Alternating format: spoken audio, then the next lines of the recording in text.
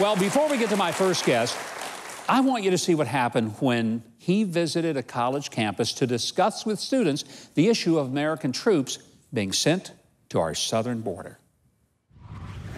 I'm Cabot Phillips with Campus Reform. Today we're at UC Santa Barbara talking to students about President Trump's recent decision to send troops to the southern border. And will their opinions on that move change when they find out President Obama actually did the same thing a few years ago? Let's find out. So President Trump recently announced he's going to be sending a few thousand troops down to the border to try and secure the influx of people coming across illegally. Do you support sending troops down to the border? Yes or no? Okay, so 3 no's. I feel like it's not justified, mostly because it is a totally uncalled for act of power. Definitely disapprove. I don't know. I think it just puts a bad light on America. Not productive. I'm not a huge fan of the military to begin with. We're spending way too much money on that. I think it would be a complete waste of money. It's not projected correctly, so it's not resonating well with me, at least. I don't think it's good to send, militarized troops to people who are coming in unarmed. Did you know that President Obama did the exact same thing when he was president?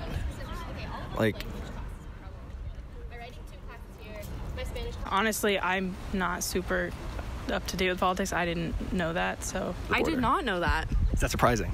I mean, yeah, I guess, yeah. I would say, yeah, that's kind of surprising. When President Obama did it, I felt that there was, I suppose, different coverage as to what the intentions were. I don't know anything about that, personally.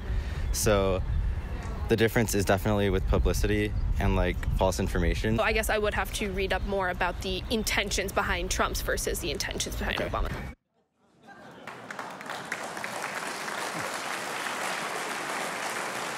That's right. Future leaders of the nation, President Obama and Bush, sent troops to our southern border long before the current president even considered it. Well, that's just one of the many things that our college students are not being taught. Here to tell us why and what he's doing to expose bias and abuse on the nation's college campuses is the media director for Campus Reform, Cabot Phillips. Cabot, great having you here. That was fun watching that. Yeah.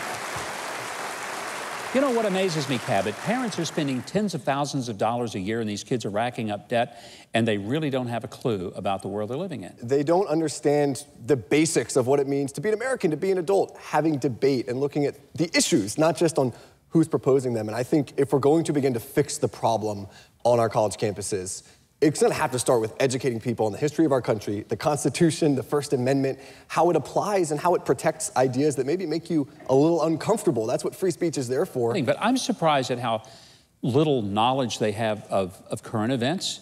And as you said, of the Constitution, I wondered, do they still teach 9th grade civics? Is that still part of the curriculum? They've begun to replace a lot of the required history courses, required literature courses, with these new social justice initiatives. And this happens around the country. It's not just an isolated incidents, where they've now said, okay, we'll replace some of those traditional courses with new ones, like, feminist logic, whatever, dance theory, all these new courses. They call them social justice courses. And what I was a major in dance theory, so be careful. I can tell. So, Does anyone in this room want to hire a person coming out of college from the land of trigger warnings, safe spaces? And the first reaction for a lot of people when they hear an idea they don't like is to scream and yell and shut it down. And that is dangerous. That's why everyone should be concerned about what's happening. Campus Reform, which you're a part of, you do these videos. You go to campuses, so you ask these questions. I'm sure that it doesn't always make you popular, does it? It does not. And really all it takes for not being popular on campus is being not a liberal. So going to campus with ideas that are trying to get people to think outside the box, and it gets people angry. They try to shut you down. And it's not just me, it's any student that pushes back against that narrative that's coming from the classroom. We have one of our campus correspondents out in California. She let people know, hey, I'm a conservative, can I get a comment for a story? People chased her to her car with bats and lead pipes. They're at a protest, they're beating her car. All in the name of tolerance. All in the name of tolerance. Yeah. One student in Northern Arizona, you'll appreciate this, lost points on her assignment because she used the word mankind, which is apparently not gender neutral, and so she lost points because of that. But this is a trend, it's a growing trend, and again, we need to begin to hold these people accountable or it's not going to change. And parents are paying really good money for that, aren't they? They are, and any other business, if colleges were run like a business, most of them would be out of business. Their doors would shut because people would realize they aren't doing their jobs. There are parents who are making big sacrifices. They're working really hard, working extra jobs so they can send their kids to college, and frankly, make us laugh at what they don't Yeah. know. I think the purpose is not to expose, oh, these people are uninformed, but to expose there's a systemic problem here that needs to be addressed.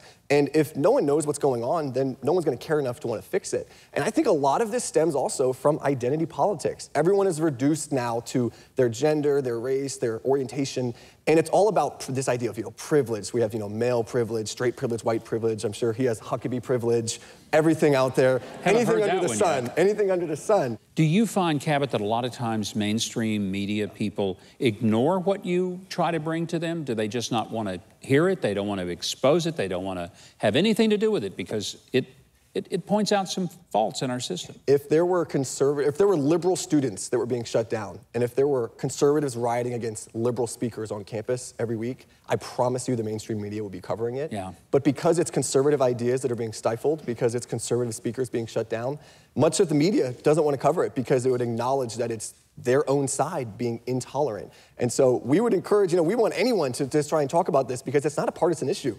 The future of our country is something everyone should be concerned with. And if there is a failure in our system, and in this case, I think college, most people agree, is failing our young people, then we should work together across the aisle to defend free speech, to defend ideas, defend our future. It's not a partisan issue. No, it really isn't. And I want to say thanks for what you're doing to go out there and just educate students and educate the rest of America about what's happening on college campuses. By the way, if you want to know more about Cabot Phillips and campus reform, visit campusreform.org. Their powerful articles and honest journalism will show you why they are the #1 watchdog of our nation's higher education system. Again, their address, campusreform.org.